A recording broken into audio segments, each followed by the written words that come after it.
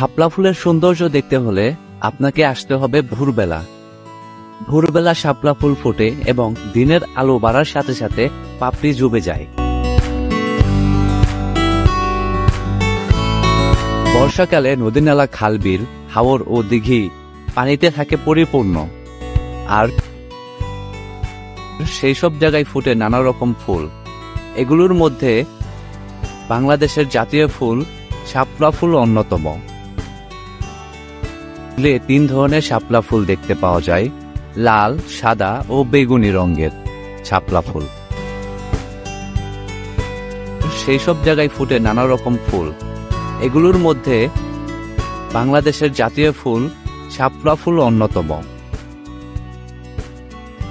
কুর উপজেলার আটাবহ ইউনিয়নের জালসুকা গ্রামে একটি লাল শাপলার বিল রয়েছে।